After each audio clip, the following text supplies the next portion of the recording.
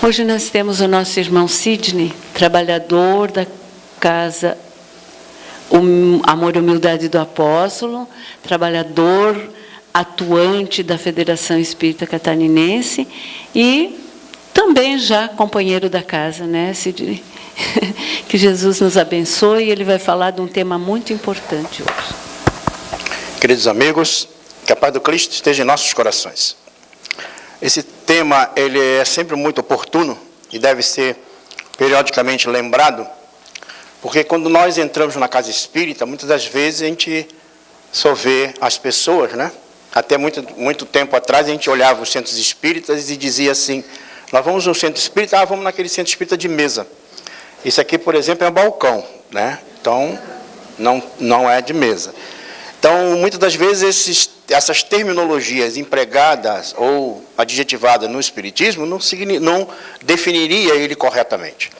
Então, a partir do momento que a gente entra na casa espírita e vê apenas as cadeiras, as pessoas, a gente acha que é só isso que está acontecendo na casa espírita. Muitas das vezes também, como a gente às vezes percebe coisas de outras crenças, de outras práticas religiosas, a gente acredita que não há cura no Espiritismo. Não há a modificação de situações da própria criatura.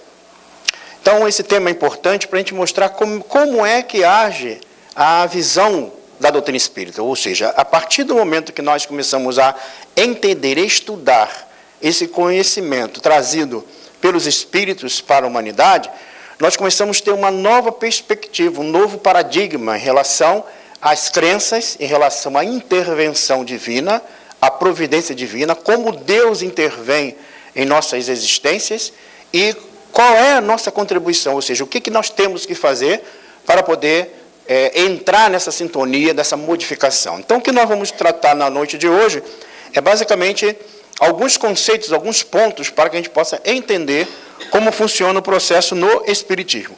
O primeiro deles são a questão doutrinária. Quando a gente fala em Espiritismo sobre questão doutrinária, a questão doutrinária do Espiritismo ela tem uma base, ela tem uma direção, ela tem um começo.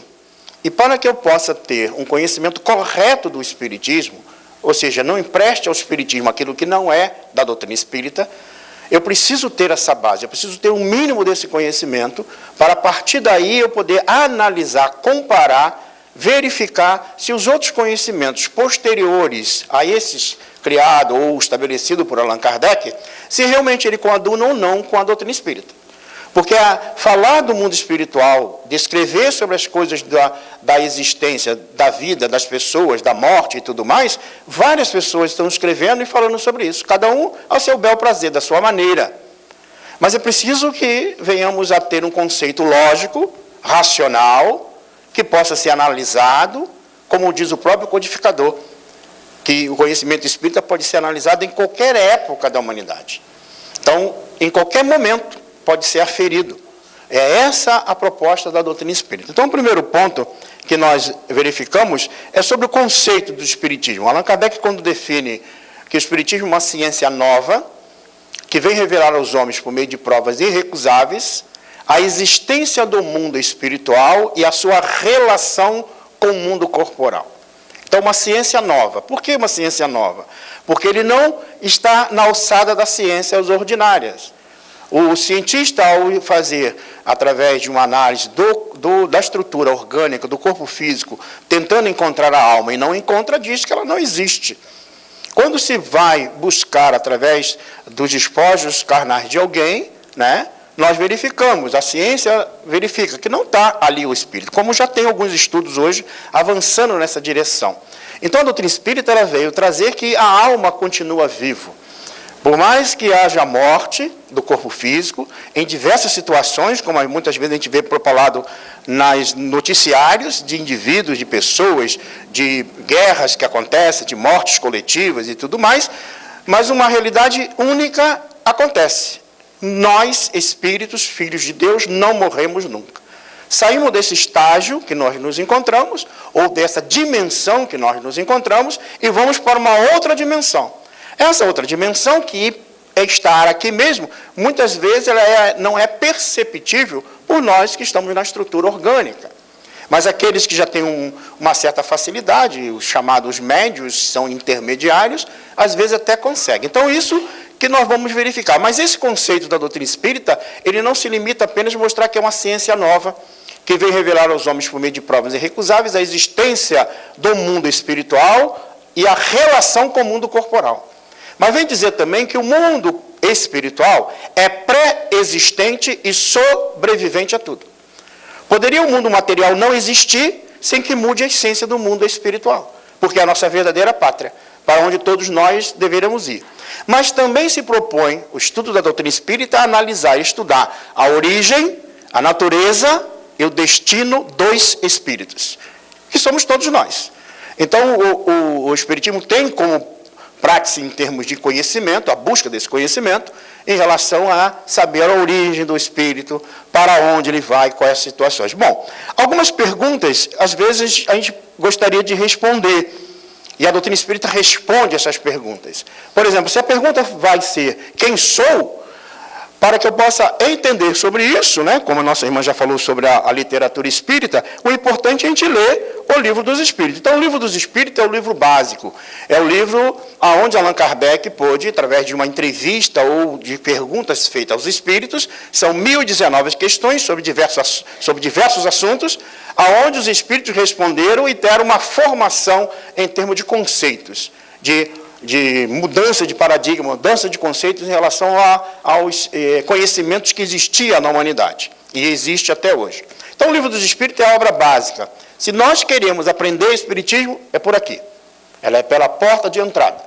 Muitas vezes a gente lê outras obras e temos uma ideia do que vem a ser a doutrina espírita, mas o importante é a gente saber correto, porque se eu sei correto, eu tenho como analisar e estudar. Bom, para responder essa pergunta, é fácil. Eu vou até dar a dica agora das questões que pode ler para saber responder essa pergunta. Então, vocês podem até anotar mentalmente essas questões, tá?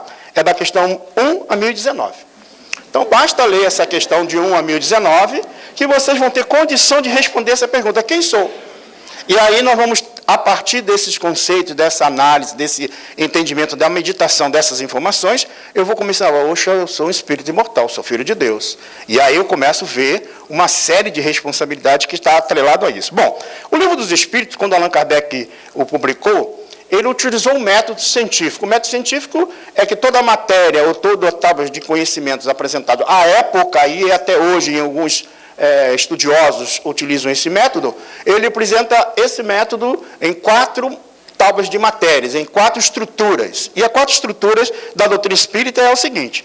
A primeira estrutura vai responder essa pergunta aqui. Ó. Então, eu lendo o Livro dos Espíritos inteiro, eu vou ter a resposta de quem sou. Mas de onde eu vim? Que é a dúvida. Será que eu vim daqui? Será que eu vim dali? Será que eu vim da minha mãe, do meu pai? Ou não vim? Como é que é esse negócio? Então, para que eu possa responder, a primeira parte do Livro dos Espíritos, Allan Kardec vai tratar sobre das causas primárias. Ou seja, quem é Deus? Qual é a origem do que é o Espírito? O que é a matéria? A origem dos seres vivos. Então, ele vai questionar os espíritos a respeito dessas questões. Nós não vamos entrar em detalhes aqui, porque o objeto nosso não é falar sobre a doutrina em si, mas é mostrar de onde está esse conhecimento. Então, essa primeira parte do Livro dos Espíritos, Allan Kardec, ao fazer essas questões aos espíritos, ele depois amplia e desenvolve os conceitos da primeira parte no livro A Gênese. A Gênese é a 5ª obra da codificação, mas ela resgata a primeira parte do Livro dos Espíritos, que foram, na realidade, ela foi ampliada das questões 1 a 329. Então, na questão 1 a 329, ao acabar de ler essa primeira parte, se eu for lá e começar a ler a Gênese, eu vou ter uma sequência de conhecimento. Então, a Gênese ela vai tratar sobre a formação do planeta, das estrelas, de tudo que existe, da matéria, do fluido cósmico universal, ou seja, são conceitos que é importante para o nosso entendimento, que nós vamos falar um pouco mais à frente. A segunda parte, que muitas vezes é uma situação que nos acontece, o que sinto? Tem muita gente que fala, que eu vi espírito, eu senti isso, eu senti aquilo. Mas será que sentiu mesmo? Tem muita gente que diz assim, Sidney, eu acho que eu sou médium. Eu falei, por quê? Não, porque eu vi o espírito. Eu falei, tá, mas quando foi isso? 20 anos atrás. E depois, tu continuou vendo? Não, não vi mais não. Então não é médium. Ele tem essa percepção, às vezes temporária, devido a uma doença, devido a uma situação qualquer, mas não tem a mediunidade. Mas quando tem aquelas situações dos pequeninos, que está dizendo assim para a mãe, mamãe, o vovô está sentado aqui na sala, e a mãe já fica com o cabelo em pé, né? O vovô já desencarnou já faz um tempo, e ele está vendo. Então, mostrando que é natural, muitas das vezes, os pequeninos, as crianças, observarem o plano espiritual sem medo. Passa a ter medo depois que fala com o adulto. Mas até então, ela não tem medo. Então, muitas das vezes, o que sinto é importante que a gente estude e entenda. Recordo-me num fato muito interessante, assim que eu iniciei o Espiritismo, lá no Rio de Janeiro, que eu iniciei aos 14 anos. Hoje eu tenho 25, naquela época eu iniciei aos 14 anos, lá no Rio de Janeiro. E recordo-me que, certa feita, estava lendo o Livro dos Médiuns, e um capítulo em especial no Livro dos Médiuns, que é Lugares Assombrados. E eu estava lendo isso, era próximo da meia-noite. Estava lendo, na sala sozinho. E, de repente, eu lendo lá com muita tranquilidade, escutei um barulho. Quando escutei um barulho, parei. Eu falei, meu Deus, deve ser espírito. A vontade, na realidade, era correr para o quarto, né? Mas eu falei, deve ser um espírito que deve estar por aí, querendo se comunicar comigo. E fiquei atento, achando que vinha algum espírito e tal. Daqui a pouco eu olhei, saiu no portal, assim, na casa onde eu morava, uma baratinha, saiu correndo. E aí eu voltei a ler. E dizia o codificador, muitos barulhos insólitos à noite são produzidos por estalidos de madeira, por insetos. Aí eu falei, se eu tivesse lido, não tinha me assustado. Então, o que ocorre? Muitas das vezes nós somos crédulos, colocamos informações que às vezes não existem. O estudo vai fazer que a gente evite de emprestar ou colocar conceitos onde não existe, ou seja, analisando com critério. Então, essa pergunta está na segunda parte do Livro dos Espíritos, onde Allan Kardec trata do mundo espírito, ou mundo dos espíritos. Nessa parte, ele vai perguntar tudo o que é possível, a morte do corpo físico, a morte quando é a criança, como é que é o retorno ao plano espiritual, como é que é a volta do espírito à vida material, ou seja, todos os detalhes sobre os espíritos. Ele vai se desenvolver e ampliar esse conhecimento depois em O Livro dos Médiuns, que é da questão 330 a 613. Então, nós temos aí a pergunta, a resposta do que sinto. A outra pergunta que vem, por que sofro? Porque muita gente acha, por que estou sofrendo? Tem muita gente que diz assim, porque isso é coisa de vida passada. Então, né, ou está na situação difícil com alguém e fala assim, isso é coisa de outra encarnação, ele foi meu obsessor, alguma coisa parecida. Porque a gente vai aprendendo esses termos e vai reproduzindo, sem ter um conhecimento correto, né? Sem ter um conhecimento, vamos dizer assim, seguro, se funciona ou não funciona. Então, por que existe a dor? Por que existe o sofrimento? Allan Kardec, então, vai tratar deste assunto na terceira parte do Livro dos Espíritos, onde vai tratar das leis morais. Então, a dor, o sofrimento, ou tudo que nos acontece, é porque, muitas das vezes, nós nos afastamos das leis divinas. E nessa parte, então, vai ser ampliado e estudado no Evangelho segundo o Espiritismo. Então, estou passando alguma situação, tem algo que eu não estou conseguindo entender na minha existência, tem algo que eu estou passando com a minha família, ou um parente, um amigo, eu pego o Evangelho segundo o Espiritismo. Ali eu vou encontrar o consolo, que nada mais é do que o Evangelho de Jesus, só que agora na visão dos Espíritos, não é a Bíblia dos Espíritas, nada mais é do que o Evangelho segundo o Espiritismo, né? Aí, nós vamos então para a última pergunta, para onde vou? Porque todo mundo quer saber para onde vai, né? Se vai para o mundo espiritual, não vai para o umbral. Tem muita gente que acha que para ir para o umbral deve ser uma coisa horrível, né? Tem outros que disseram assim para mim, Sidney, umbral espírita é pior do que o inferno católico, né? Preferia o inferno católico. E outros que depois que assistiram o filme Nosso Lar ficaram com medo de ir para o umbral. Então não se preocupe, todos nós vamos estar lá, só vai ter gente conhecida no umbral, né? Então, encontrou lá, Sidney, está por aí. Porque nós produzimos na nossa mente, gente, muito material que precisa ser desgastado. E essas regiões no plano espiritual, que fica próximo à crosta terrestre, é para isso, para desgastar esse processo mental-emocional que nós mesmos criamos. Nós produzimos por dia 96 mil pensamentos diários, sendo que 92 mil é pensamento à toa, sem nexo, sem lógica nenhuma. E aí depois a gente tem que dar conta desse material mental-emocional que nós criamos. Então, essas regiões são necessárias, que vulgarmente entendido pelas outras crenças, como purgatório, local de sofrimento, mas é temporário. Dá para ficar lá alguns dias, alguns meses, alguns anos e alguns séculos, depende de cada um, né? O tempo de ficar nessas regiões. Então, para onde eu vou? Será que eu vou para lá? Vou ficar lá? Não vou ficar? Como é que é? Então, muitas das vezes, a gente estuda isso na quarta parte do Livro dos Espíritos, que é das Esperanças e Consolações, aonde Allan Kardec vai perguntar isso aos espíritos, sobre a ressurreição da carne no último dia, acontece ou não acontece, o que acontece com a alma depois da morte, e ele vai ampliar esse conceito em o livro O Céu e o Inferno. Então, aqui está o conceito da doutrina espírita, o conteúdo do conhecimento do Espiritismo. Se eu adquirir essa leitura, e eu vou lendo com calma, com tranquilidade, sem pressa nenhuma, porque a gente não vai morrer nunca, lá no mundo espiritual tem livro dos Espíritos, a gente continua lendo lá, sem problema nenhum. Se for reencarnar em outro mundo, também tem, porque isso aí é uma lei natural, está na natureza. Não é uma obra criada por Allan Kardec ou uma obra criada por um grupo de pessoas. Isso é uma proposta divina. Então, essas informações é a mudança do pensamento humano. Então, qual é o objeto do estudo do Espiritismo? É a alma. A alma, o ser espiritual. Ou seja, a alma, o espírito, é a sede das sensações, da percepção e do sentimento. Então, quem sente, quem ama, quem odeia, é o espírito. O corpo, o perispírito, que é instrumento do corpo, né? Que é instrumento do espírito, melhor dizendo, e está aí, né, o corpo físico que nós utilizamos. Por exemplo, hoje nós estamos aí utilizando o corpo físico, mas amanhã, deixando o corpo físico, nós vamos estar em situação, em estado de espírito, muitas das vezes com o nosso perispírito. Por exemplo, eu sempre digo isso como exemplo, né? Não aconteceu, estou encarnado, tá? Mas se eu tivesse vindo de lá para cá, de Florianópolis, tivesse desencarnado no meio do caminho, eu chegaria aqui com o meu perispírito, moreninho assim do jeito que eu estou, e dizia para você, gente, não vai ter palestra porque eu acabei de morrer ali na estrada. Com certeza metade não ficaria aqui sentado, né? Mas tudo bem. Mas seria um processo natural. Por quê? Porque é um processo natural. Mas como é que eu vou me apresentar? Com as características da minha última encarnação. O meu perispírito, então, ele recebe essa moldagem da estrutura orgânica. Por isso que muitas das vezes um ente querido, um parente, nos aparece da forma que ele era antes. Os espíritos evoluídos podem mudar essa forma? Com certeza.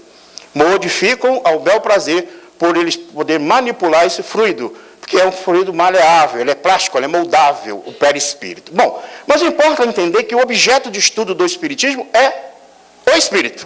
Então, quando estudo o espírito, agora aproveitando aí um material que o nosso irmão nos passou, de uma das suas palestras, porque eu ia fazer isso na prática, mas ele mandou o slide, né, fica melhor. A gente ia fazer o desencarne na prática aqui, né? Ia escolher alguém da plateia aí para fazer. Eu não sei se dá para voltar para o corpo logo, mas demora um pouquinho mais. Bom, mas tudo bem. E aí, essa aqui é a ideia. Ó. Nós temos o corpo, então, nós temos aí o perispírito, tá? E o espírito. O espírito, então, não tem uma forma definida. É uma luz, é um ponto de luz, é um ser. Então, a sede da inteligência, das percepções, está no espírito. O perispírito é apenas instrumento e o corpo é esse organizador biológico. Os espíritos, então, Allan Kardec estudando, verificou que eles podem ser classificados em ordens, em 3 grandes ordens. Da primeira ordem, aqui embaixo, os espíritos puros. Da segunda ordem, os bons espíritos. Da terceira ordem, os espíritos chamados imperfeitos. Então, essa é a realidade. Então, veja bem, quando nós começamos, então, a estudar, e o objeto do estudo do espiritismo é realmente o espírito, e aí nós perguntamos, e quando vemos na casa espírita? E como é que os espíritos ficam? Aonde que eles estão? Como é que isso acontece? Então, como é que é essa dimensão espiritual da casa espírita? A dimensão espiritual da casa espírita é justamente assim. Há espíritos, então, que foram verificar isso e viram. Como é que acontece? Então, antes da gente chegar aqui na casa espírita, e agora vem aquilo que nós devemos perceber, ou muitas das vezes saber que existe. Quando nós chegamos muitas vezes aqui, antes muitas vezes da gente chegar, os espíritos já estão organizando todo o ambiente aqui. Porque cada um que foi intuído a estar aqui hoje, desde o trabalhador até cada um que veio aqui assistir a palestra, o mundo espiritual já sabe como vai atender cada um em particular. Porque cada um de nós temos chamado um espírito guia, um bom espírito, que nos acompanha, que nos intui, que nos conduz para o caminho, para a tranquilidade, para a paz, e nos conduz para as coisas boas. Muitas das vezes a gente até desvia do caminho, mas essa escolha, muitas das vezes, ou melhor, essa intuição, muitas das vezes ela é direta nos nossos pensamentos para que a gente modifique. E aqui dá para se ter uma ideia. Eles, então, preparam esse ambiente antes da gente chegar. Colocam aparelhos, né, organizam toda a estrutura para atender. Por quê? Porque o número de espíritos que vem para uma reunião desse porte é numeroso. Se nós somos aqui cerca de 30, 40, 50 pessoas, mais ou menos a população invisível que nos cerca, por exemplo, se nós somos cerca de 7 bilhões na Terra, diz os espíritos que a população invisível de espíritos ligados à crosta terrestre é 4 ou 5 vezes a população encarnada. Dá para dividir 5 para cada um, né? No mínimo. Então tem gente que diz assim, eu vou morar sozinho, no mínimo vai 5 com ele. Ele nunca consegue morar sozinho, né? Ele até acha que está sozinho em casa, né? Mas está lá os espíritos. Então, veja bem, essa massa de espíritos que nos acompanha na via pública, que nos acompanha lá no shopping, às vezes a gente está lá no shopping, não está querendo comprar, mas aí aquele que não tem o cartão, né, a gente tem, intui, a gente acaba comprando, né? As senhoras sabem disso. Acaba comprando um sapato que já não era para comprar e tal. Depois dá um trabalho danado, mas tudo bem. Mas muitas das vezes nos influenciam em coisas negativas, nos influenciam em coisas pessoais, e eles estão sempre do nosso lado. E vêm participar conosco das nossas palestras, das nossas reuniões. Mas vejam, não é só na casa espírita. Se for lá na igreja, também vão. Se vai para um ambiente onde os indivíduos vão lá para áreas, para comportamento desajustado perante a vida, também estão lá. Se começa a aglomerar para quebrar as coisas, tem uma massa de espíritos junto. Se deseja produzir a guerra, esses espíritos também, espíritos da mesma categoria, da mesma vontade, estão ligados. Ou seja, as almas, nós, espíritos, vamos dizer assim, nos aproximamos daquilo que a gente gosta. Então, imagine se eu saio do corpo, gosto de participar de uma reunião na casa espírita, gosto de participar de uma boa leitura. Para onde eu vou quando eu desencarnar? Vou para esse ambiente. Agora, se eu sou uma pessoa que tem um comportamento vulgar, atitudes vulgares, pensamentos vulgares, deixando o corpo físico, eu sou atraído para qual? Ambientes vulgares, onde eu vou nutrir esse tipo de comportamento. Por isso que essa massa de espíritos que envolve o planeta, o próprio Paulo já dizia, nós somos cercados por uma nuvem de testemunha. Por mais que a gente diga, ninguém está vendo, tem gente olhando. Tem gente olhando. E depois chega do outro lado lá, você fez, eu não fiz, não fez, eu estava lá, eu vi. E aí não tem como a gente esconder. A gente pode esconder do outro enquanto encarnado, mas depois desencarnado, não. Então os espíritos preparam o ambiente, organizam toda essa estrutura. Preparam o ambiente onde vai ser dado o passe, aonde vai ter a água fluidificada. Nós temos lá os copinhos da água fluidificada na saída, mas além daquele trabalhador encarnado que vai lá, enche os copinhos, o mundo espiritual já deposita nessas águas essa substância, que ao beber cada um de nós, ela vai ter uma reação para cada um em particular, porque tem a ver com o processo emocional de cada um. A água é a mesma, o produto é o mesmo, mas a reação, quimicamente ou perispiritualmente, vai ser individual para cada um. Então, por isso que é preciso que a gente perceba, ao tomar a água, essa água tem um valor que vai irradiar, que vai penetrar na nossa estrutura. E aí a gente vai entender qual é o efeito que ela vai ter um pouco mais à frente. Então, está ali. Prepara o ambiente da reunião e depois vão abrir a porta. E aqui vocês já podem perceber. Lá na porta da casa espírita é assim, quando nós estamos entrando, aqui dá para vocês verem, os espíritos aqui, nós aqui, na porta entrando, né? E aqui está uma massa de espírito, desencarnado do lado de fora.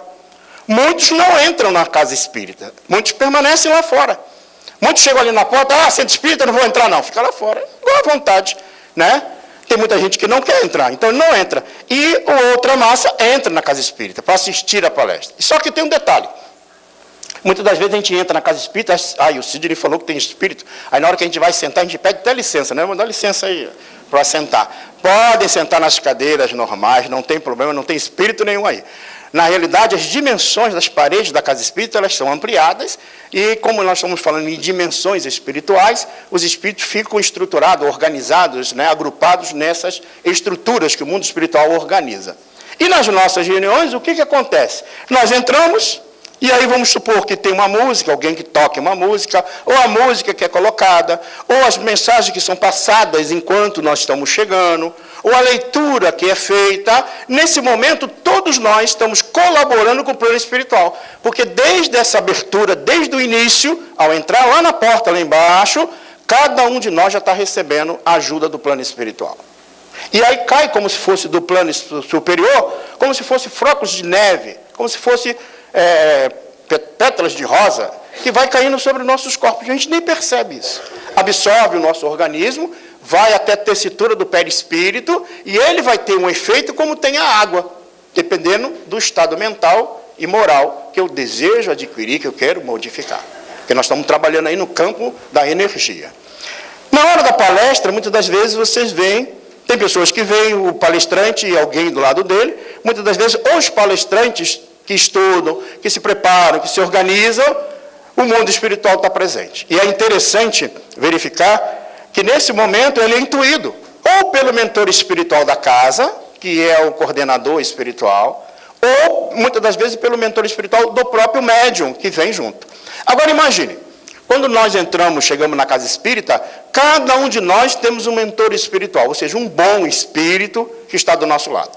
Sendo que esses bons espíritos, quando chegam num ambiente como esse, que é organizado, e tem um espírito que coordena, que dirige todo o trabalho aqui, por exemplo, os trabalhadores que estão hoje na matéria, amanhã, quando estiver desencarnado, tendo condições, continuam trabalhando no plano espiritual. Porque é uma massa grande sendo trabalhada no plano espiritual. Mas aí vocês chegaram, nós chegamos, os nossos mentores espirituais chegam e vão falar com quem? Com o coordenador, com o dirigente da casa. Como muitas das vezes nós chegamos e vamos conversar com alguém ali na recepção, ou alguém a presidente da casa, ou algo nesse sentido. Então, veja bem, há uma hierarquia e esses espíritos vêm. Só que aí, esses espíritos bondosos que nos acompanham, chamados anjos de guarda, eles dizem o seguinte: olha, eu trouxe meu pupilo hoje, ou minha pupila, porque ela está precisando de ajuda, precisando de uma orientação. E aí passa mais ou menos a problemática individual de cada um. Eu costumo dizer que isso é uma fofoca espírita. Ele começa a narrar a situação de um, situação do outro e tal. Aí o coordenador espiritual da casa, sabendo da necessidade da massa do grupo que está presente nesta reunião, porque amanhã poderá ter uma outra necessidade, e assim sucessivamente, o que ele faz? Ele fala então para o mentor espiritual que vai inspirar o palestrante. E aí o palestrante fala, e muitas das vezes, já aconteceu comigo várias vezes, quando termina a reunião, o pessoal fala, às vezes fala para mim: Sidney, eu ouvi tudo, era isso tudo que eu precisava ouvir. Foi mesmo, porque teu mentor espiritual contou para ele, o outro contou para o outro, e me contou. E daí a gente fala. E muitas das vezes, então, essa troca de informação é dado assim.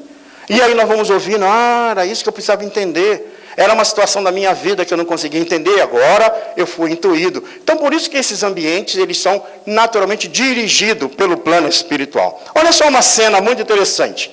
Essa moça aqui, ela, ouvindo o palestrante falar sobre o perdão, veja como é que o trabalho é feito de cura. Porque nós imaginamos, quando a gente pensa em cura, pelo menos vendo as outras crenças, a primeira coisa que a gente imagina é a cura de corpos. A gente quer que o corpo fique curado. A proposta do espiritismo não é curar corpos, porque se nós, espíritos, nos estivermos equilibrados moralmente, nós evitamos as doenças, mens sã, corpore sã. Nós evitamos o desequilíbrio, nós evitamos a dor, o sofrimento. Então, quanto mais eu me forro de valores morais e passo a agir no bem, eu modifico. Então, a verdadeira cura é da alma. A do corpo, ela pode ser temporária, até porque as doenças do corpo, elas são no tempo que nós estamos no corpo. Por exemplo, o espírito não sofre, por exemplo, de Alzheimer, de câncer, por exemplo. O espírito não tem câncer. O espírito não é perneta, não é cego, não é mudo. Porque quando nós deixamos de viver, se por acaso temos uma deficiência na área orgânica, por exemplo, na mudez, da surdez ou algo parecido, voltamos a ouvir, voltamos a falar, voltamos a caminhar. Então, essas doenças é orgânica. Então, se eu pretendo entender como é que funciona o processo de ação dos espíritos, é na alma, nós espíritos. Porque sou eu que posso gerar para os meus corpos futuros as deficiências, os desequilíbrios. Então, se eu começar a me equilibrar a partir de agora, eu começo a gerar, então, saúde, equilíbrio, modifico. Por isso que a proposta espírita é muito mais profunda em relação à proposta atual, embora a gente quer uma solução imediata, algo imediato. Então, veja bem, ela teve uma discussão com a mãe. Houve um bate-boca, ela ficou com mal entendido com a mãe, ela veio para a casa espírita, assistiu a palestra. O palestrante começou a falar sobre o perdão, narrando uma passagem do Cristo, por exemplo, a respeito do perdão. Por exemplo, Jesus, quando narra, quando Pedro pergunta, quantas vezes devo perdoar o meu irmão? Jesus diz assim, Pedro pergunta, será 7 vezes? E Jesus fala, não apenas 7 vezes, mas 70 vezes 7 vezes. Se nós pegarmos o Evangelho segundo o Espiritismo, No capítulo 10, aonde Allan Kardec registra essa passagem e faz uma análise dos espíritos, ele diz assim: devemos perdoar 70 vezes, 7 vezes cada ofensa. Imagine a mesma ofensa perdoada 70 vezes, 7 vezes. Quem consegue aí, levanta a mão. Então veja bem, olha a dificuldade.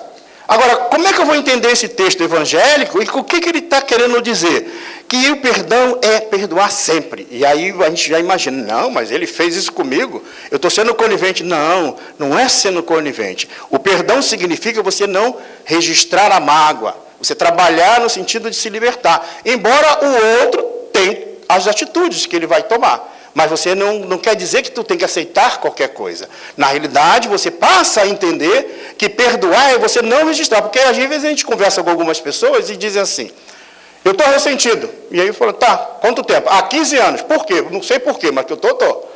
Então veja bem, às vezes a pessoa sofre pelo mal que o outro fez e fica aguardando. Vou dar um exemplo matemático para ser mais fácil.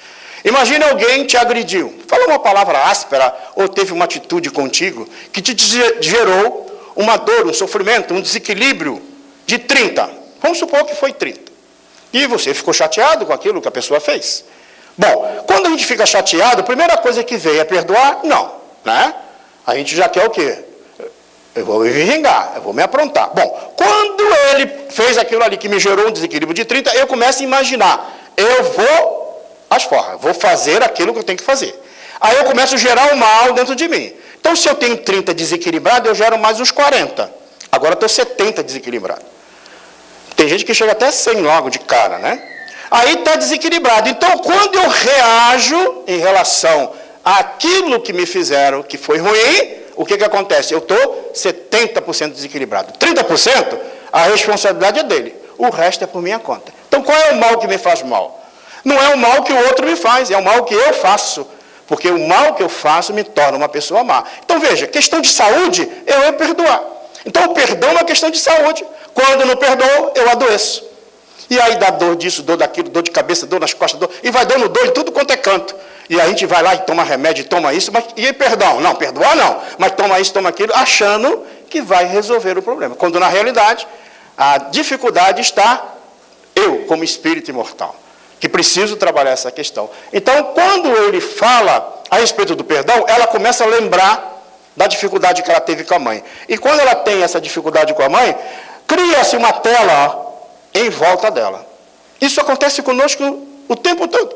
Cria uma tela da situação, puxa, aquela situação que eu tinha que resolver. O mundo espiritual, o que faz? Observa.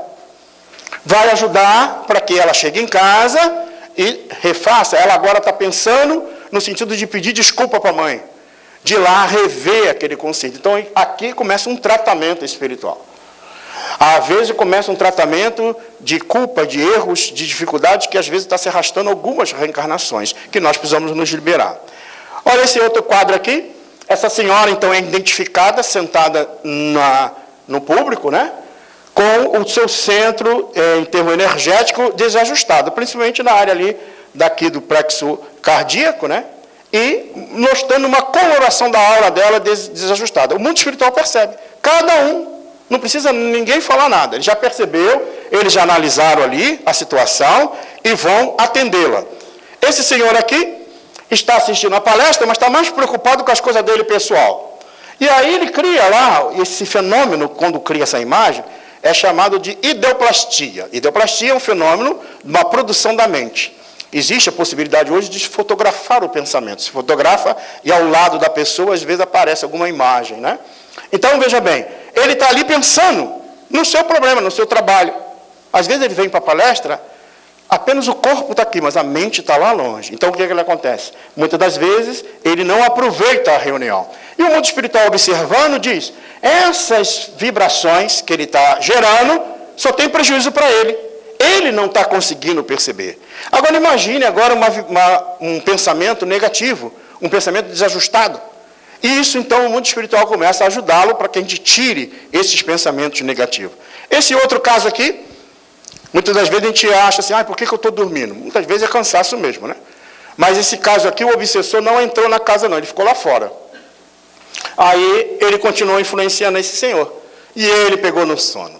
Tem uma história de uma senhora que quando ela chegava numa casa espírita para participar da reunião, ela tinha um cantinho lá na casa espírita, botava água para frutificar e sentava logo nos primeiros bancos. E passado um tempo depois, o dirigente abria a reunião, fazia uma leitura. Quando fazia uma leitura, falava a prece inicial, ela já estava dormindo. Dormia de ressonar, de cair para trás. Né? Tem gente que quando dorme na palestra diz assim, estou ajudando o palestrante. Está nada, está dormindo mesmo. Aí ela dormia. E quando o palestrante terminava de fazer a palestra, ela acordava. E pegava a aguinha dela e ia embora. Isso, cada vez que ela vinha no centro espírita, o dirigente foi percebendo. Sempre ela acontecia esse fenômeno. E aí um dia ele chegou para ela, antes que ela fosse embora, porque ela dormia no início da palestra, não ouvia nada e acordava no final, pegava a água e ia embora. E ele então um dia chamou ela, perguntou se ela estava passando algum problema. Ela disse, não, está tudo bem comigo. Aí ele perguntou como é que estava a vida dela, ela se disse ser viúva já há muitos anos e tal. Aí passou. E ele perguntou, olha, eu posso colocar o nome da senhora na vibração, porque existem grupos de pessoas que já estão trabalhando há algum tempo, e aí coloca o nome para a vibração, chamado irradiação, ou seja, pensa naquela pessoa, no doente. Nós podemos fazer isso enquanto estamos aqui, nosso ente querido, alguém que está doente em casa. Muitas das vezes é que a gente, com o nosso pensamento, o mundo espiritual vai lá atender essas necessidades. E ela disse, pode sim. E ele então colocou o nome dela. E veio o espírito se comunicar. Era o marido dela se comunicar. E então perguntaram para ele por que ele fazia aquilo, porque ele disse que a influenciava para ela dormir na palestra. E perguntaram, mas por que você faz isso? Ele falou, não, eu não quero o mal dela, não. Não, mas tu não quer o mal, mas você está fazendo ela dormir, ela não ouve a palestra? Não, sabe o que é? É que quando eu cheguei aqui no plano espiritual, eu descobri que as pessoas na Terra, quando vai aprendendo, vai estudando, elas evoluem. E eu percebi, se ela evoluir, não vai me encontrar aqui. Então eu faço ela dormir para ela não aprender. Então, se por acaso tiver sono, levanta, vai lá para trás, anda, porque tu tem que aprender. Tem gente que diz assim, Sidney, eu não consigo fazer a leitura quando eu chego em casa. Eu chego em casa e me dá um sono, aí eu pergunto, como é que tu faz? Não, eu chego com alguma coisa, tomo um banho, e deito na cama e vou fazer a leitura, eu durmo. Os obsessores me pegam e fazem eu dormir. Gente, fica andando no quarto, não tem como o obsessor fazer você dormir andando. Porque se eu quero me esclarecer, eu tenho que começar, o quê? Tomar uma atitude. Então, muitas das vezes, ao chegar na casa espírita, eu molento um pouquinho, porque eu tive o dia agitado, eu sento, mas pode ser influência de algum espírito. Não quero dizer quem durma que tem obsessor, tá? Às vezes tem. Aqui é a cena que mostra aquilo que eu disse para vocês. Está ali o ambiente, está ali o palestrante falando, a imagem daquilo que ele fala para o plano espiritual é projetada como se fosse um data show. Demorou as casas espíritas ter data show aqui na Terra, né? Agora tem, mas no plano espiritual já utilizava esse recurso há muito tempo. E aqui estão os espíritos, ó. Opa! Estão os espíritos aqui, tá? Nessa parte superior aqui, ó. Aqui estão os espíritos, tá? E os encarnados estão aqui embaixo, vejam. Então está ali os espíritos. Muitas vezes um ente querido, um parente, um amigo nosso que já desencarnou, vem para a reunião, participa da reunião conosco. E vão conosco para casa depois. Né? Eu costumo dizer assim, aqueles que têm os espíritos que ficam lá fora, isso aí eu já falei aqui várias vezes, se por acaso você terminar a reunião, aproveita, sai no meio do grupo sorrindo, né? Se o obsessor, por exemplo, está lá na porta, então você sai aproveita rindo, já com o pensamento voltado para o bem, e já sai no meio da multidão, porque tu passa ali, ele te procura e não te acha, aí tu fica livre, né? Coisa boa, né? Fica uma semana livre daquela influência ruim, daquele obsessor. Mas não tem problema não. A primeira briga, na primeira discussão, o primeiro pensamento negativo, ele te acha. Ah, fulano. E continua a simbiose psíquica. Vejam, é uma questão de sintonia. Como a nossa irmã pediu. Ah, vamos desligar o celular. Mas se o celular tocar, por que toca? Por que capta? Porque tem as ondas aqui dos celulares que pega no celular. A mente nossa é do mesmo jeito. Se eu sintonizo no bem, eu atraio as coisas boas. Se eu sintonizo no mal, eu atraio, porque as duas vibrações estão o tempo todo circulando no planeta. Então, muitas das vezes, é uma escolha nossa, é uma questão de valoração daquilo que eu penso. Aqui é a evangelização. Quando eu trago as minhas crianças para a evangelização da casa espírita, né, junto à reunião pública, muitas das vezes, as nossas crianças também estão sendo atendidas. Da mesma forma que é atendido também aqui, na reunião pública, as crianças estão sendo atendidas pelos evangelizadores. Há grupo de espíritos, junto com os evangelizadores, cuidando também das crianças. Quando eu coloco o nome, por exemplo, tem algumas casas que têm essa prática e outras não têm mais, né, de colocar o nome, por exemplo. Essa senhora chegou, colocou o nome do filho, e o mundo espiritual, então, foi identificar e descobriu que ela estava lá sentada, e aí viu na ideoplastia dela a situação do filho. Vejam que todo esse trabalho, o mundo espiritual vai detectando de cada um em particular, tá? Cada necessidade. No momento do passe, quando a gente entra na cabine lá do passe, os médios estão dando passe, e junto com cada médio tem um espírito bondoso, auxiliando, ou seja, aumentando a energia do médium, que é a energia animalizada, que é o magnetismo que está no nosso corpo físico, mais a energia espiritual dos espíritos, e aumenta essa energia. Então, o passe é um complemento da reunião pública. Eu ouço as palestras, eu me preparo, modifico e recebo uma carga energética. Agora, manter essas energias depois que sair daqui, a responsabilidade é de cada um. Por isso que é importante que a gente entenda como funciona o processo. E muitas vezes, quando a gente chega no plano espiritual, a gente chega lá e diz assim, eu participei da casa espírita. Aí, aqueles que nos recebem perguntam, e aí, como é que foi? Eu assisti 5.900 palestras. Foi? Bebi não sei quantos litros de água frutificada, né? E também tomei não sei quantos passe. E ele vai te perguntar uma pergunta bem simples, o que você fez com tudo isso? Se tornou uma pessoa melhor? Agiu diferente diante da vida? Ou só veio, tomou o passe, ouviu a palestra e não houve uma modificação? Porque o processo é para isso. É para que a gente haja uma modificação. Eu sempre, quando falo disso, eu lembro que muitas vezes as pessoas falam, mas falar é fácil. Eu falei, não é tão não. Por exemplo, eu tenho que ouvir minha palestra até o fim. Eu não posso ir embora. Vocês podem levantar e ir embora. Então eu fico ouvindo, porque a boca que está mais perto do meu ouvido é o meu. Então depois eu vou para casa e falei, meu Deus, eu falei isso, ainda não estou fazendo, tem que fazer. Eu falei isso. Então a gente é um processo de autoconhecimento o tempo todo. E quando a gente se expõe aqui na frente, é pior ainda, porque todo mundo acha, aquele ali está certinho. Meu Deus, como tem coisa para ajustar? Porque todos nós somos iguais. Ninguém é melhor do que ninguém. Mas a verdade é que à medida que eu vou tendo conhecimento, maior é a minha responsabilidade. A água frutificada, o mundo espiritual prepara o ambiente das águas frutificadas, como eu já falei, colocando substância, né? Muitas das vezes, quando termina a palestra pública, às vezes tem um atendimento fraterno.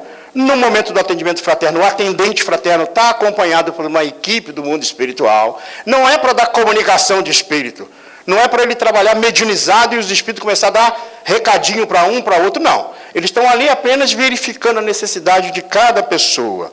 E aí verifica, por exemplo, o atendente está atendendo a pessoa, mas o mundo espiritual percebe as necessidades, intui o atendente falar algo, sem muitos detalhes, para poder a pessoa começar a se modificar. Então, a ação do mundo espiritual, muitas das vezes um problema orgânico está sendo atendido pelo plano espiritual, naquele momento que nós estamos ali. Aqui, por exemplo, é uma cena de alguém que às vezes vai no atendimento espiritual com algum acompanhamento espiritual. O mundo espiritual permite que entre tanto a pessoa encarnada como o espírito, para que os dois sejam orientados para trabalhar a questão do perdão, de perdoar uns aos outros, porque nós somos todos filhos de Deus. E quando termina, a equipe que trabalhou durante toda a nossa reunião, ela então sai em conjunto, e aí vamos imaginar que cada um tem uma necessidade pessoal, de uma família, alguém doente, agora ele vai atender cada um nas suas casas. Por isso que o trabalho, quando nós fazemos a reunião pública, ela continua. Por isso que é importante, ao sair daqui, que nós saímos compulsando, com o coração tranquilo, mas, ao mesmo tempo, imaginando o que eu posso agora fazer para que eu mereça essas vibrações, esses pensamentos, ou essa assistência do mundo espiritual. E aí eles começam, então, a atender a cada um em particular. E esse atendimento ele é tão importante para que a gente mantenha essa ligação com o mundo maior. Porque os espíritos, gente, eles superiores estão ao nosso lado pelo um processo de evolução natural deles, mas, ao mesmo tempo, por missão divina. Eles estão na equipe do Cristo trabalhando para a harmonia na Terra. Então, como é que o nosso planeta vai se modificar? Quando nós começarmos a agir na prática do bem, praticando os ensinamentos que o Cristo nos deu. Porque quando nós chegarmos no mundo espiritual, com certeza nós vamos encontrar uma realidade. No mundo espiritual, como já vimos aí o nosso lar, nós vamos ter aí as situações dessas regiões no plano espiritual. O nosso lar, por exemplo, ele fica sobre a cidade do Rio de Janeiro, tá? Eu costumo dizer que já não tem mais vaga para ninguém lá, né? Só tem para o pessoal do Rio de Janeiro, então, como eu sou lá do Rio de Janeiro, né? Então, veja bem, o nosso lar é uma colônia espiritual que fica próximo à crosta terrestre, só que essa colônia espiritual foi bem descrita pelo nosso Chico. Não quer dizer que existe uma, existem milhares de colônias espirituais. Balneário Camboriú deve ter as suas. Então não tem problema, se não couber lá no nosso lar, vai ser atendido aqui. E elas são solidárias entre si, as colônias espirituais. Diferente dos estados, dos municípios, dos países na Terra, que tem barreiras, dificuldade um com o outro. No mundo espiritual, não tem. E o detalhe, os governantes lá dão um exemplo. Então, são os primeiros a fazer o bem, são os primeiros a ajudar. Então, eles não têm dificuldade. Vocês viram que o nosso lar, por exemplo, quando estava, na época que foi escrito, estava acontecendo a Segunda Guerra Mundial. E foi recebido vários espíritos da Segunda Guerra Mundial, independente do lado que estava a guerra. Então, o mundo espiritual revelou que mais ou menos é assim, essa colônia espiritual, lembrando que essa colônia espiritual, ela está nessa dimensão do plano espiritual. Teve alguém que me perguntou, Sidney, e aí, quando passa um avião ali, não destrói? Não, não destrói nada.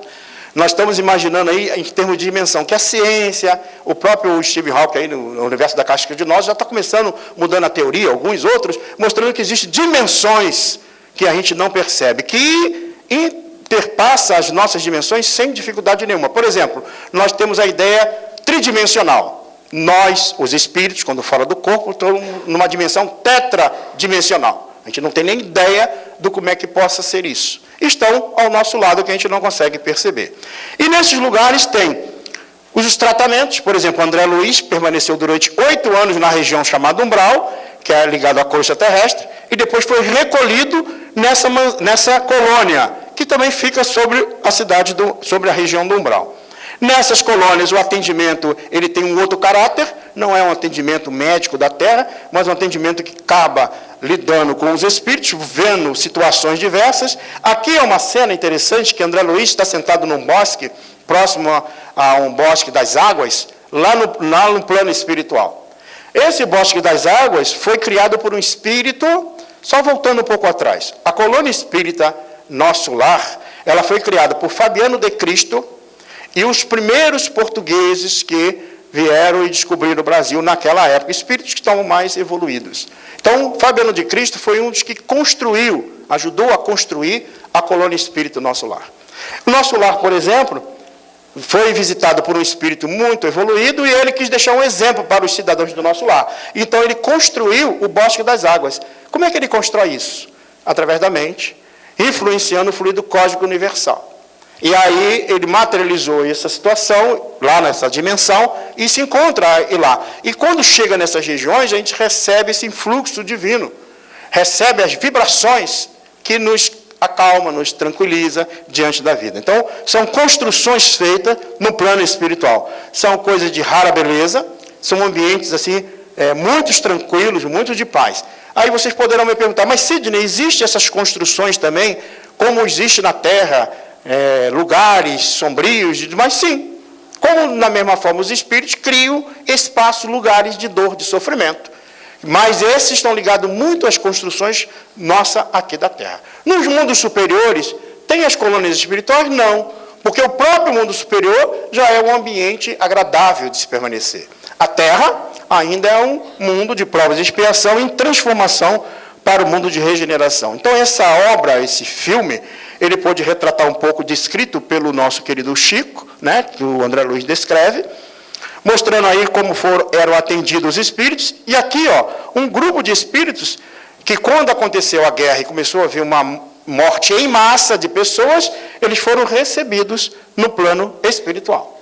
E aí a característica desses espíritos eram de características diversas. Não importa se eram de um lado, se eram do outro, né, que foram atendidos. Então, mostrando que essa continuidade no mundo espiritual é um processo natural. A nossa vida continua no plano espiritual. Chegando lá, vamos encontrar quem? Os nossos entes queridos, nossos parentes, nossos amigos, aqueles que nos antecederam e que estão numa situação lúcida no plano espiritual. Podemos visitar os nossos entes queridos na Terra quando há necessidade? Com certeza. Podemos observá-los de lá, dependendo do nosso estado evolutivo, e podemos vir e visitá-los. Muitas das vezes nós recebemos visita do nosso ente querido. A gente até acredita que não vai ver mais, mas muitas vezes existe essa presença. Porque os laços que ligam os seres não são os laços da carne, não são os laços consanguíneos, são laços da alma. E esses laços nos transformam em pessoas cada vez mais felizes. Então vejam, o mundo espiritual, gente, eles estão presentes o tempo todo conosco, no dia a dia. Quando nós levamos o nosso corpo ao leito e dormimos, nós nos desprendemos do corpo e percebemos o mundo espiritual, entramos em contato com nossos entes queridos. Se por acaso eu sair do corpo e ir para locais onde eu tenha aqueles sonhos que me perturbou à noite, eu acordei de madrugada, né, com os pesadelos, com coisas negativas, eu devo parar alguns minutos antes de voltar a dormir, fazer uma prece, pedir aos bons espíritos que me auxiliem e reprogramar uma definição, uma saída salutar daquela situação na qual eu fiquei apavorado. E volto a dormir. Porque aí eu começo, então, a agir voltando no bem. Tem um caso que André Luiz narra de um homem que, quando ele estava na Terra, um amigo dele tinha morrido, e ele, conversando com outros, começou a falar desse amigo. Ele falou coisas boas dele. Começou a falar coisas, e uma das coisas que ele falou, desse amigo dele que já tinha ido para o plano espiritual, era algo que não era verdade. Mas quando ele começou a falar, ele atraiu esse espírito do amigo dele. E ele, o espírito ficou do lado dele. Mas como ele está falando essa mentira? Isso não é verdade. E o espírito ficou do lado dele, querendo mostrar para ele que ele estava falando mentira. Bom, passa o dia inteiro, ele... À noite, quando ele vai dormir, na hora que ele está dormindo, ele sente uma presença do Espírito. Era um amigo dele, no plano espiritual, que queria tirar satisfação com ele. E na hora que ele dormia, começava a se desprender do corpo, aí o Espírito ia falar com ele, ele ficava com medo, voltava para o corpo correndo. Essa cena se repetiu várias vezes pela madrugada. Na hora que ele ia sair, daqui a pouco ele viu uma coisa preta, não sei porque coisa preta assusta, né? Ele via uma coisa preta e voltava correndo para o corpo. Isso aconteceu várias vezes. Até que ele acorda de madrugada. Quando ele acorda de madrugada, ele senta na cama e ele passa assim, meu Deus, o que eu comi hoje? Vejam, olha como é que a nossa atitude é. A gente vai ver o que eu comi. Né? Se foi a feijoada que eu comi, estou tendo pesadelo. Mas a gente nunca vê o que eu pensei. O que eu comentei. Então, muitas das vezes, como diz a própria teoria freudiana, na teoria dos sonhos, nós estamos compensando aquilo que nós não conseguimos compensar em vida, no momento onírico, na hora do sono. E muitas das vezes nós atraímos situações e não tem significado, muitas das vezes, eu quero saber, eu sonhei com isso, vai acontecer aquilo. Às vezes a gente sonha e não sai nem dentro do quarto. Fica dentro do quarto mesmo ali, naquela vibração, com ilusões. E às vezes a gente sai, vai visitar outros locais, a gente adianta muitas tarefas no plano espiritual. Por isso que a prece antes de dormir é importante. Para que a gente peça aos bons espíritos que nos levem a um lugar que possa aprender. Por exemplo, essas reuniões que acontecem aqui na Terra, elas se repetem nesta casa durante a madrugada, no momento do sono físico. E muitos de nós saímos do nosso corpo e continuamos a assistir às palestras aqui à noite, com outros espíritos, com outros grupos. Então, vejam, há uma interação o tempo todo. Os espíritos estão do nosso lado o tempo todo. E nós interagimos com ele o tempo todo. Então, daí que a doutrina espírita nos orienta o quê? Como é que eu estou me lidando com esta nova realidade do plano espiritual? É aí que entra o ponto principal do conhecimento espírita. Porque a partir daí eu começo a entender, no momento que eu levanto de manhã, no momento que eu faço uma prece, eu estou pedindo o quê? Os bons espíritos que me acompanham e ajudem a minha família. No momento que eu estou trabalhando, agradecer. No momento que eu estou no carro, agradecer. Ter um pensamento voltado para o bem, porque eu estou atraindo os bons espíritos. Se por acaso algo me acontecer no caminho, que eu venha perder o meu corpo físico, nos diz Divaldo Franco, se por acaso você tiver um desmaio, desconfiar que desencarnou, fica de olho fechado e quietinho. Não abra o olho, não. Que se eu ouvir uma voz meio atrapalhada, pode ser obsessor. Né? Mas se eu ouvir uma voz calma, serena, pode ser um anjo de guarda, um bom espírito. E aí você volta, abre os olhos e vai ser conduzido pelo plano espiritual. Mas todos nós, cada um de nós, vai ter um momento de acordar diferente do outro. As diferenças vão ser diversas. A missão dos bons espíritos sempre são ministros de Deus no universo. E Jesus, que aqui esteve, com a sublime missão de trazer os ensinamentos que irão promover a transformação moral da humanidade. Então, a proposta do Cristo é essa transformação. Com o conhecimento que o Espiritismo dá, mostra que cada um de nós temos uma responsabilidade diante da vida. E essa responsabilidade, por mais que a gente possa achar que não vamos tê-la, ela passa a ser, no momento que eu já sei que eu sou um espírito imortal, filho de Deus. E não vou morrer nunca. Pode acontecer o que for, mas eu continuei vivo no plano espiritual. Então, como eu disse, cada um de nós vamos despertar de uma forma diferente. E narra Divaldo Franco, numa das suas comunicações, Joana de Ângeles narra essa comunicação, que quando Lady Di houve um acidente com ela, Madre Teresa de Calcutá se organizou para ir ao enterro dela. E ela desencarna, ela morre devido à doença, ela desencarna também naquele mesmo período. Madre Teresa de Calcutá, quando chega no plano espiritual, ela é recebida por aquelas dentro da igreja consideradas santas, que nada mais são do que espíritos mais evoluídos, que já perceberam a vida de uma forma diferente. Ela foi muito bem recebida, lúcida, chegou muito tranquila, porque os espíritos que praticam bem chegam assim, muito lúcido, muito tranquilo. E ela, então, foi recebida com aquela alegria de todos aqueles que receberam, outros já tinham partido antes dela, e passando um tempo depois, ela pergunta para as amigas, e a nossa princesa, como é que está? É um fato que já está narrado, está sendo distribuído em vários lugares. E aí ela disse, olha, ela foi recolhida depois do acidente, diz uma delas, e ela está dormindo. Ou seja, ela foi recolhida, assim que aconteceu o acidente, ela, espírito, foi recolhida e estava no plano espiritual dormindo, se recuperando. E Madre Teresa de Calcutá, então, foi visitá-la. Ficou visitando e lembrou que certa feita, quando ainda estava na Terra, as duas, ela, a Lady Di, virou para a Madre e disse, Madre, eu gostaria de largar tudo e seguir a sua ordem. E a Madre Teresa disse, não faça isso, minha irmã. Continue fazendo o que você faz, que está fazendo muito bem. Mas um dia virá em que você será convidado a participar da minha ordem.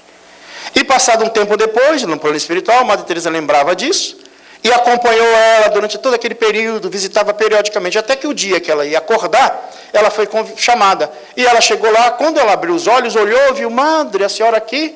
E ela, sim, minha filha, agora você pode participar da ordem que você gostaria de participar, que é a minha ordem daquelas que ajudam em nome de Jesus. Então, que nós possamos entender que nós somos espíritos imortais. E quando sair do corpo, que a gente não possa olhar para trás e não ter arrependimento. Ter a nossa consciência tranquila. Que chegando no mundo espiritual, vamos encontrar aqueles que muitas das vezes nos foram caros na Terra. E se por acaso tiver alguém que está nos obrigando a andar 1000 passos, ande com ele mais 2000. Se alguém está nos obrigando a capa, dê também a túnica, porque não vale a pena reter nada, segurar nada. Ódio, rancor, só faz a gente perder tempo.